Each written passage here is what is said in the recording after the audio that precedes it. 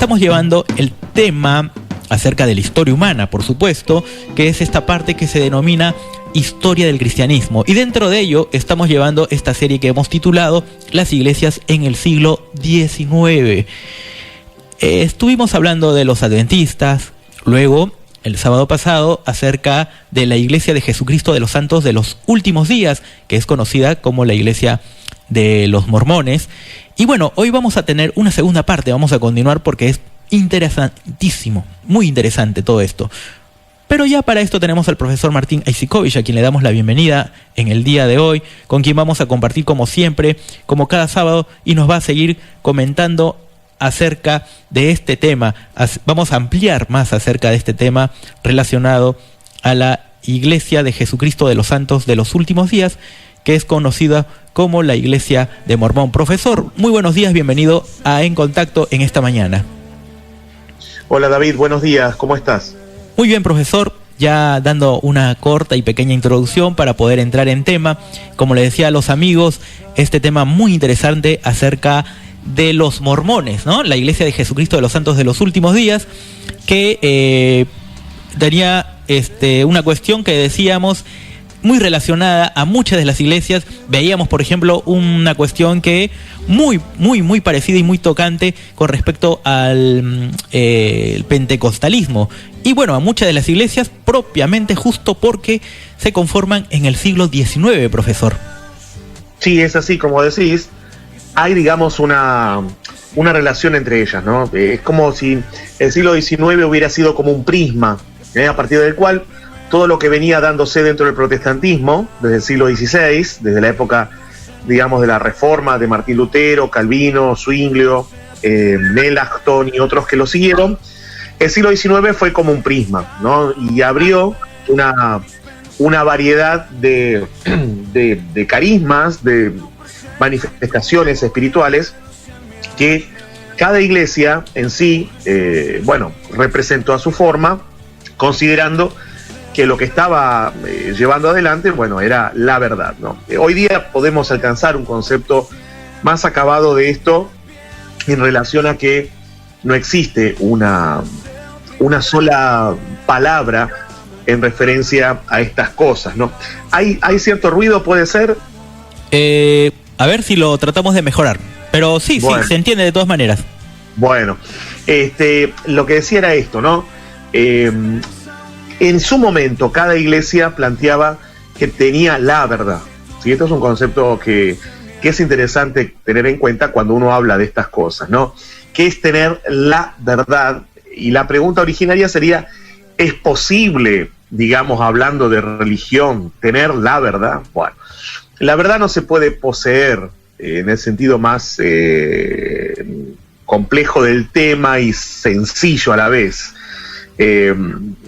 Cualquier, digamos, protestante en su momento diría, la verdad te posee a vos, ¿no? En el sentido de decir, uno no tiene que buscar el dominio o el control de las cosas, sino más bien ver dentro de lo que conoce, cómo representarlo lo mejor posible y cómo lograr una doctrina lo más acabada posible, cercana a lo que sería el espíritu bíblico. Lo que pasa es que volvemos siempre con la misma cuestión. Estamos hablando de 19, 20, ya ahora 21 siglos después de la formación del cristianismo, y es imposible que uno pueda decir, vamos a volver a la pureza del cristianismo. Hoy por hoy es imposible. Ya fue imposible en el siglo III, en el siglo IV, en el siglo V, ¿no? Y mucho más ahora. ¿Por qué? Bueno, porque habría que plantearse si es necesario volver a esa, entre comillas, pureza originaria del cristianismo, porque, como ya hemos estudiado también en el ciclo de historia del cristianismo, no había un cristianismo único, había un cristianismo variado, heterodoxo, no había una sola posición, una sola palabra dentro de lo que era el cristianismo. Por lo tanto, no se puede hablar de un movimiento cristiano único, ¿sí? Hablamos más bien de cristianismos que se fueron incorporando y que, como en el siglo XIX, había gente que tenía sus sus propias posturas, expresiones. Esto lo hemos estudiado, hemos visto a los docetistas, a los ebionitas, hemos visto a los marcionitas, a los arrianos, e infinidad de cultos que fueron surgiendo. Así que bueno, creo que es interesante, como bien planteabas, ver que el siglo XIX es una época explosiva a nivel de interpretación bíblica. En general, lo que uno puede plantear es que los grupos cristianos nacidos en esta época no tienen, digamos, como referentes teológicos personas de mucho conocimiento. O sea, en realidad estamos hablando de granjeros, estamos hablando de empleados, estamos hablando de gente que se ocupaba de labores manuales, pero que no era en su mayoría gente apegada a la academia. Esto lo vimos por ejemplo, rastreando la historia de la Iglesia Adventista, y ahora también rastreando la historia de la Iglesia de Jesucristo. De alguna manera, José Smith no era un académico tampoco, ¿no? Tenía, digamos, sus trabajos eran trabajos manuales, trabajos cercanos al trabajo de campo, con lo cual, eso no le quita mérito, por supuesto, a todo lo que se fue dando en este sentido. Dentro de la Iglesia Católica también, no todos los grandes,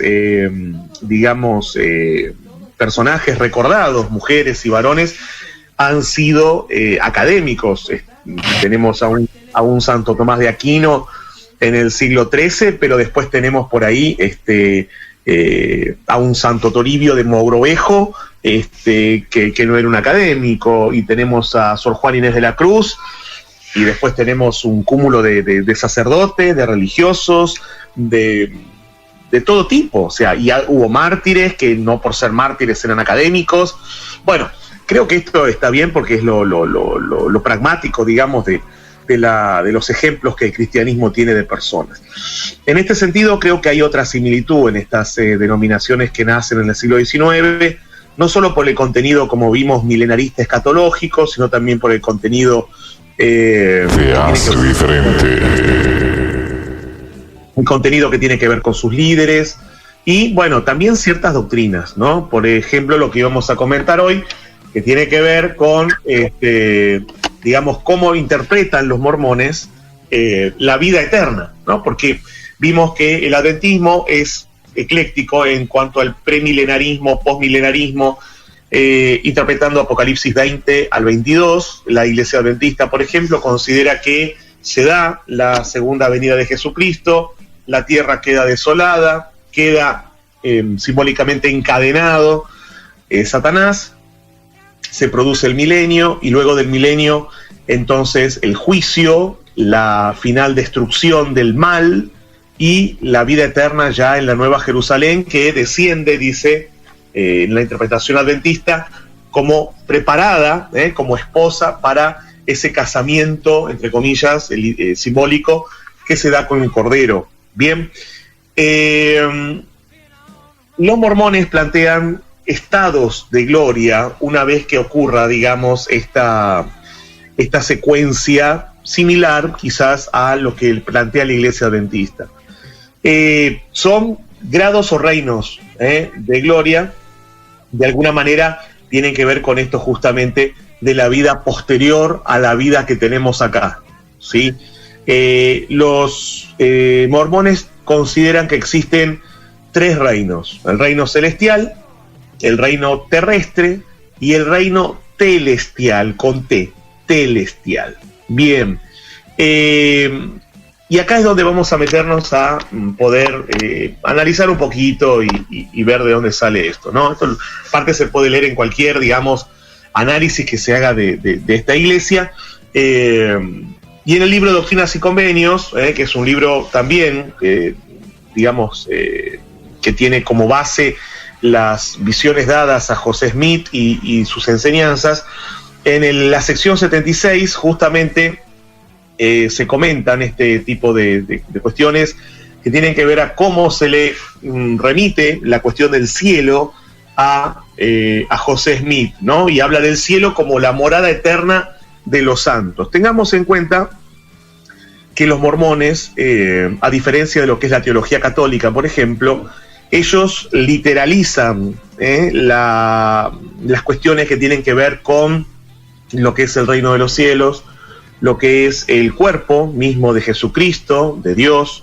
y entonces no estamos en la misma sintonía que si, por ejemplo, analizamos esto desde el punto de vista católico. Entonces, bueno, hay que ir, digamos, explicando estas cosas, ¿no? Entonces, la teología, digamos, de los mormones, cuando Jesús dice que en la casa del Padre hay muchas moradas, interpreta que esas muchas moradas tienen que ver con estas cuestiones de, bueno, que hay varios tipos de estadios del reino. Y ahí toma en cuenta 1 Corintios 15, 40-41, donde habla de 3 estados de gloria. Y ahí, cuando dice los 3 grados, digamos, de gloria, es donde la teología mormona interpreta que existen 3 reinos. Bien, bueno.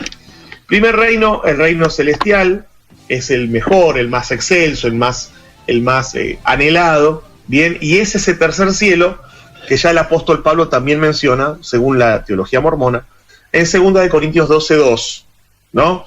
¿Quiénes son los que van a vivir en ese reino celestial finalmente? Bueno, los que han aceptado a Jesucristo, han vivido correctamente y han cumplido con lo que su palabra dice, ¿no?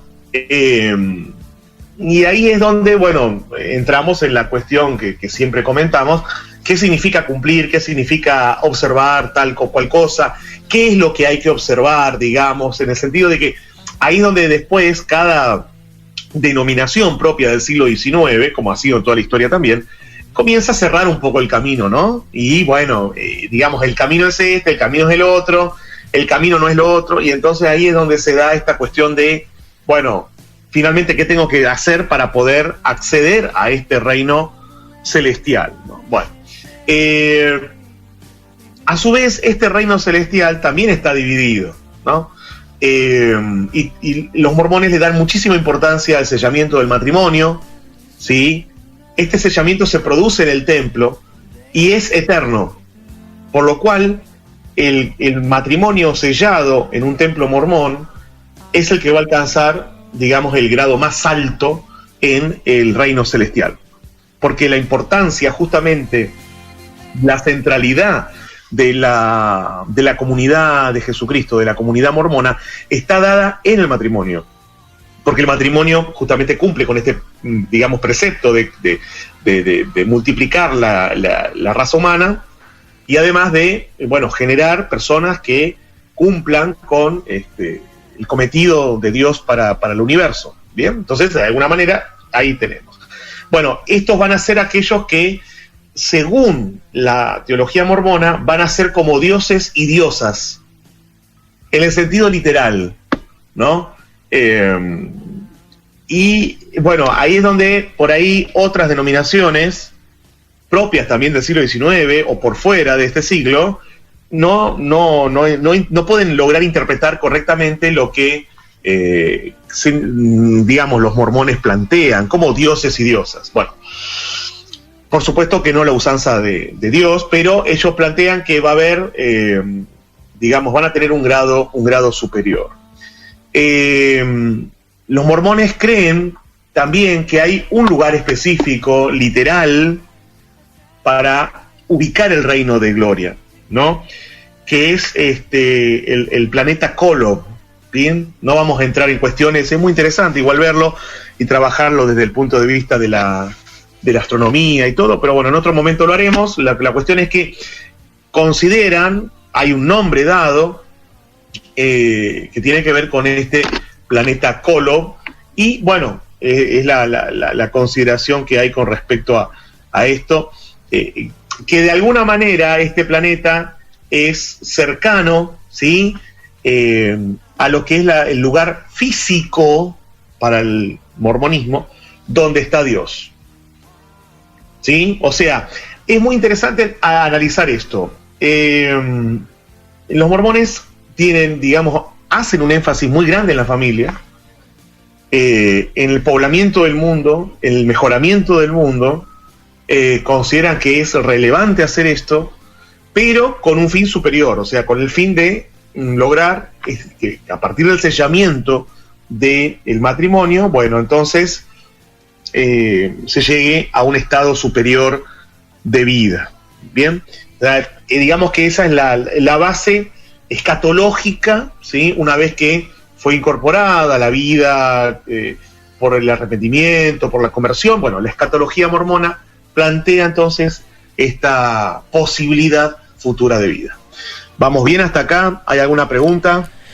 Sí, profesor, básicamente lo que está usted planteando y expandiendo, digamos, en el tema, está bastante interesante. Bueno, una de las cosas, como siempre que mencionamos, y lo quiero mencionar ahora también, es que muchas veces se critica o se ve lo que a veces uno no comparte, ¿no? Quizá desde su posición, ¿no? Desde una determinada religión, quizá que uno tenga, y que no coincida con ellos, digamos, desde su punto de vista, su perspectiva. O sea, siempre, lamentablemente, lo que resalta para muchos es entre comillas, lo negativo, vamos a decir, ¿no? Lo que no comparto. Quizá por ahí también me parezca como el tema muy mencionado, el tema de las mujeres, el tema de cómo viven en este sentido y todo ello, ¿no? Creo que en eso también tenemos que un poquito ajustar y ver que no solamente tenemos que ver ese lado, sino también lo que ellos pueden aportar. Más por ese lado que hacemos este programa, justamente. Quería un poco resaltar esto. Sí, justamente, está bien, muy bien. Bueno, el aporte que hace la Iglesia de Jesucristo, el aporte que viene, digamos, desde la teología, la interpretación bíblica mormona, tiene un fundamento muy, muy relevante en la cuestión familiar, ¿no? Hoy día, cuando hablamos de familia, entramos en discusión acerca, en el buen sentido, ¿no? Acerca de lo que representa ser familia, cuáles son las características actuales de familia, ¿sí? Esto tanto en la enseñanza que se da en la primaria, en la secundaria, en la universidad. Bueno, ¿qué es la familia? ¿Cómo digamos, se ha ido dando un cambio en este sentido? Y si uno le pregunta a un sociólogo hoy cómo se puede definir familia, va a dar una definición muy distinta a lo que era 30 o 50 años atrás. Cuando hablamos de la conformación de las familias, no hablamos igual ahora que hace un siglo, por supuesto que no. Por eso es bueno contextualizar, ¿no? Cuando nace la Iglesia de Jesucristo, la Iglesia mormona, por así decirlo, cuando nace la Iglesia adventista, pentecostal, bautista del séptimo día, bautista tradicional, los testigos de Jehová, o la denominación que fuese, estamos hablando de un siglo atrás, 2 siglos atrás. Cuando hablamos de la Reforma, hablamos de 500 años atrás, 5, casi 6 siglos atrás. O sea, no podemos entonces evaluarlo con los ojos tan literales, tal cual, que nosotros utilizamos hoy para interpretar. Por eso yo siempre soy partícipe de juzgar la historia, pero desde el pasado, no desde el punto en el cual estamos hoy ubicados. Yo me pongo hoy a juzgar 500 años atrás lo que ocurrió en tal o cual parte o lo que hizo tal o cual persona. Bueno, va a ser un juicio totalmente tendencioso porque pasaron 5 siglos, o 4, o 3, o 50 años. Entonces, en el contexto del siglo XIX, donde Estados Unidos estaba en plena formación, más allá de que ya era un país independiente, un estado ya pujante, ¿no? Como siempre fue Estados Unidos y como continúa siendo y va a continuar siendo, con sus pros, sus contras, pero es un estado de primer mundo. Bueno, la familia era muy atacada. ¿En qué sentido? En el sentido de que, como todo, no todo el mundo eran, digamos, buscadores de la verdad o de la perla de gran precio, como es una de las publicaciones, ¿no? Justamente que tiene la Iglesia mormona junto con Doctrinas y Convenios, ¿no? No todo el mundo buscaba esta perla de gran precio, no todo el mundo asistía a la iglesia. Estados Unidos era así, como cualquier país, bueno, en estado en formación. Había alcohol, el tabaco, los juegos de azar, Esos eran los problemas de ese momento. Y como en todo tiempo, adolescentes, jóvenes, parejas jóvenes, por ahí no tomaban en cuenta o no estaban a la par, digamos, de las enseñanzas morales, éticas, que sus progenitores les habían dado, o las iglesias a las cuales asistían. Es más, tengamos en cuenta el tema de la fiebre del oro, después la guerra civil, ¿no? Norte-sur, todo eso generó que el concepto de familia ya era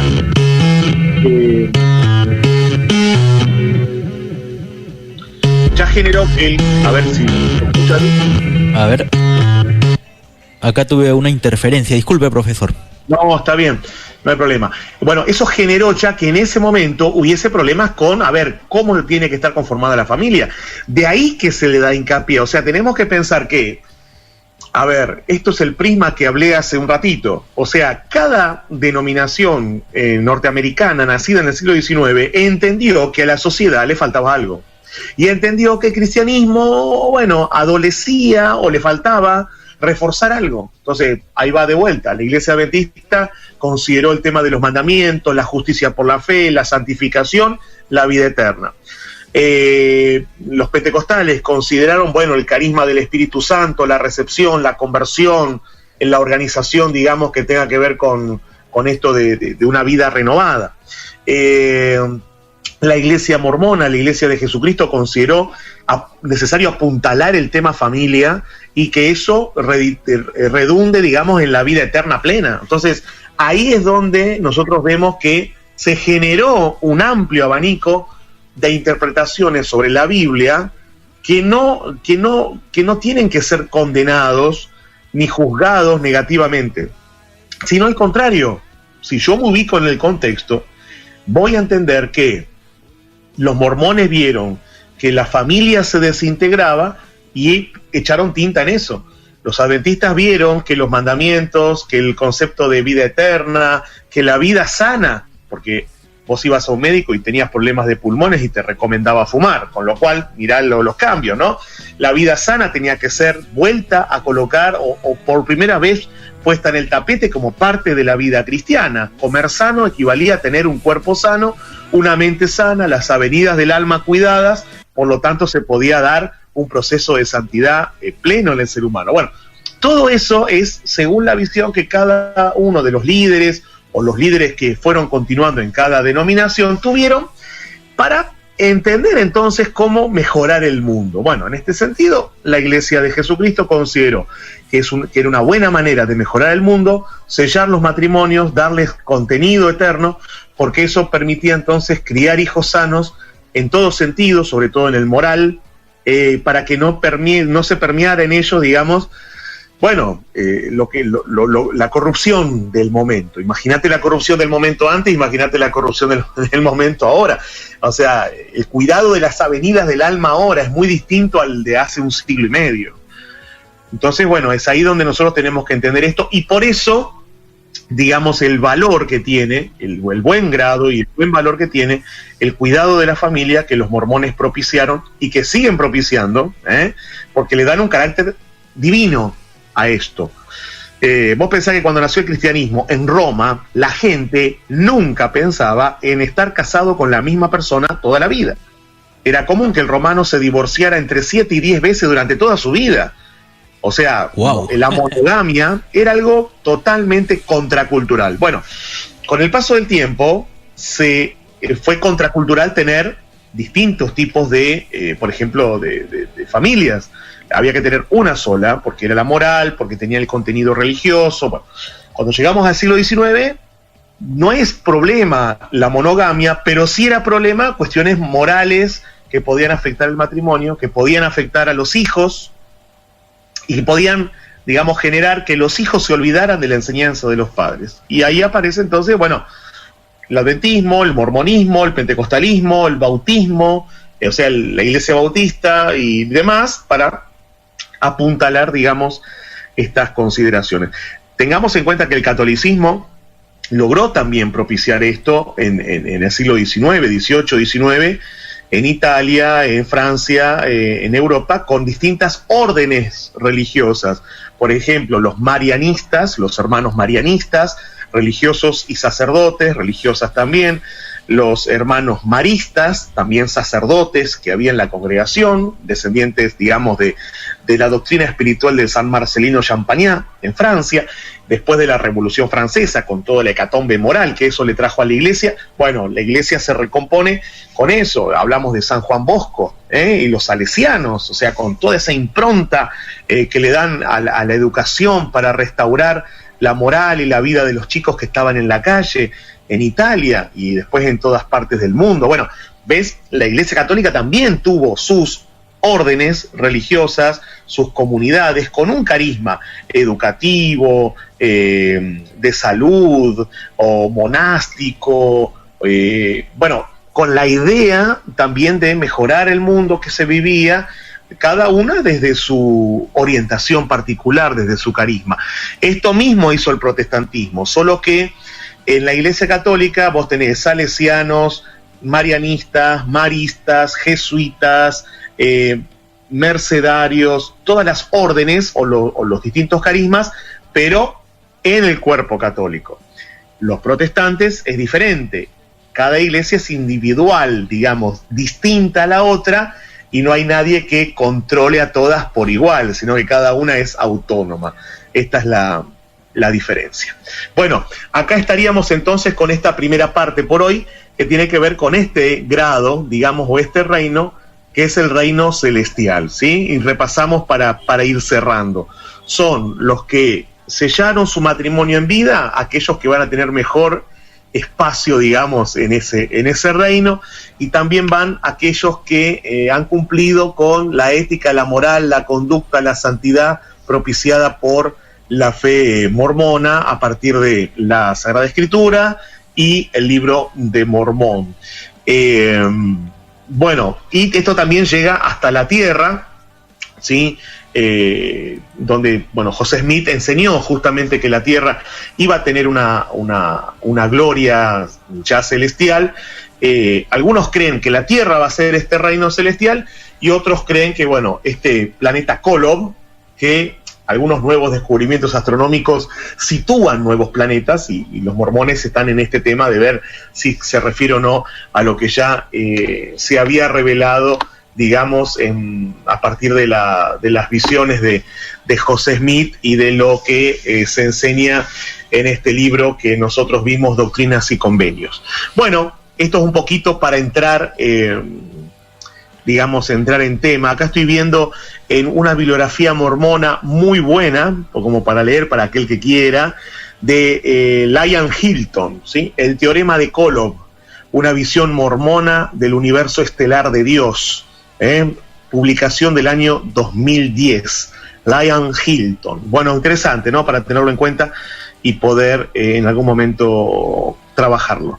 Bueno, no sé si tenés algún comentario, David, alguna pregunta o alguien que haya referido a alguna idea. Lo que podemos ver, profesor, para hacer un pequeño comentario, es que básicamente lo que todo grupo de algún modo comparte cuando se trata de el que cumple las leyes o las reglas de la denominación, que en sí vamos a decir es tomado de la Biblia básicamente en los grupos cristianos, es el que finalmente se va a salvar y va a la eternidad con Dios. Lo común, sí, ¿no? Lo que se puede compartir en ese sentido. Y sí, también es verdad, exactamente. Hay una vara que hay que alcanzar, así como Jesús dijo, si vuestra justicia no fuese mayor que la de los escribas y fariseos, que ya tenían, parece, de un alto grado de justicia, no pueden entrar en el reino. Bueno, estas iglesias, digamos, o denominaciones también plantean esto, ¿no? Hay que cumplir con esto, con aquello y con lo otro. Bueno, uno podría decir, a ver, cuánto sí, cuánto no de esto, pero bueno, es lo que estamos tratando de, claro, y tener en cuenta, ¿sí? Y lo importante de esto, profesor, es que lo que siempre tenemos que mencionar, como ya habíamos dicho, el no juzgar al otro, porque todo finalmente lo que se predica, lo que se enseña, lo que se toma en cuenta es finalmente lo que uno puede entender, lo que uno puede interpretar. Usted estaba hablando de estas personas que básicamente, bueno, no eran teólogos, no era gente estudiosa, no eran eminencias, en el estudio, pero bueno, por eso, como ya lo dijo usted, no vamos a menospreciar por eso, pero bueno, desde ahí es donde se empieza, o sea, de acuerdo al entendimiento de cada uno es que van a continuar un camino. El tema es recalcar nuevamente, está bien, se pensó de una manera, se inició de una manera, pero lo que hoy nosotros tendríamos que hacer es tratar de seguir caminando, tratar de seguir estudiando, tratar de seguir mejorando y entendiendo de mejor manera a través del estudio, para ir a la reflexión final, ¿no? Como siempre, a lo que queremos llegar. Sí, como reflexión final podemos decir eso, o sea, está muy bien. Hoy te tocó a vos la reflexión, perfecto. me zampé, profe. Está bien, está bien. No, sí, está bien, es como vos lo planteás, o sea, a ver, estamos en una etapa de la historia que ya no tenemos que generar barreras, sino más bien pulirlas. En el pulimiento de las barreras que nos separan, o de los muros que nos han separado, que otros nos han impuesto para que nos separemos, está que sí, cada uno después finalmente tiene su postura, ¿no? Cada uno tiene sus ideas, en la política es así, en la educación es así, en la economía, en el deporte, en lo que sea. Bueno, pero respetando al otro, ¿no? Tratando de tener una visión de contemplación. Bueno, a ver, ¿por qué habrá sido que pensaron tal cosa? ¿De dónde surgió tal otra? Cuando yo lo conozco digo, bueno, mirá qué interesante. La verdad, bueno, uno puede decir, no adhiero a eso, no lo adhiero, pero como decía el apóstol, examino todo y retengo lo bueno. En este sentido, hasta ahora lo que estamos viendo es muy positivo el enfoque que se le da a la familia en la Iglesia mormona. Pueden leer los que nos escuchen Doctrinas y Convenios, pueden ingresar a las páginas oficiales de la Iglesia mormona en castellano, en inglés o en otro idioma, y pueden leer ahí, ¿no?, el valor. Mismo se pueden suscribir a la revista Liahona, que es la revista, digamos, recuerden que Liahona se refiere a este Urim y Tumim, o esta piedrecilla, digamos, que dirigía los pasos de los primeros jareditas, bueno, los lamanitas, que llegaron a los nefitas también, que llegaron a América. Bueno, esta Liahona es, digamos, que tiene que ver con esta brújula, ¿no? En realidad es como una brújula. Así que bueno, uno puede ahí empaparse de estas ideas y ver el valor que tiene también la doctrina mormona, la obra misionera que realizan, los cambios que producen en las familias, hasta dónde llegan en el mundo, la cantidad que hay de mormones que realmente están ayudando mucho al mejoramiento de la tierra. Y en esto es donde tenemos que coincidir. Mormón, católico, judío, musulmán, hindú, budista, pentecostal, no importa. El tema es el mejoramiento del mundo. Lo que en hebreo, cuando una vez trabajamos este tema, hablábamos del tikkun olam, o sea, el mejoramiento del mundo. Hacer de este mundo un lugar mejor, sin muerte, sin violencia, sin destrucción, propiciando la familia, la educación, la cultura, el deporte, la salud, la vida en paz, el respeto. Bueno, si todo lo que nosotros estamos haciendo ayuda a eso, bien. Y una persona, para evaluar, tiene que poner en la balanza eso. Un grupo religioso que me intente separar del mundo, que me haga sectario, que me haga ver que todo está mal, que solo yo puedo ser bueno, y que entonces no va. No es un grupo coherente. Ahora, un grupo que me abre al mundo, que me permite mejorarlo, que me da herramientas para hacerlo, que me permite estar en comunicación con los demás, que busca hacer de este mundo un lugar mejor, entonces ahí es donde puedo encontrar un buen lugar para estar. Lo otro no, lo sectario ya no, por supuesto que nunca, pero menos ahora. Y lo que sea abierto, sin perder la identidad, pero abierto para mejorar la situación social, para mejorar la vida de las familias, la vida de las personas que me rodean, buenísimo. Aceptarnos, respetarnos y no olvidar que las cruzadas ya se terminaron, profesor. Muchísimas gracias en este día. Bueno, gracias, David. Un abrazo, saludos a vos, a la audiencia. Bueno, nos reencontramos el próximo sábado. Hasta la próxima, profesor. Muchísimas gracias, un abrazo. Saludos a toda la familia por allá. Chau. Chau. Ahí estaba el profesor Martín Aizikowicz con nosotros compartiendo como cada sábado en el día de hoy, llevando la segunda parte, en este caso, acerca de este grupo religioso, este grupo cristiano, vamos a llamarlo, que son los mormones, conocidos como los mormones, que se llaman la Iglesia de Jesucristo de los Santos de los Últimos Días. Era el profesor Martín Aizikowicz.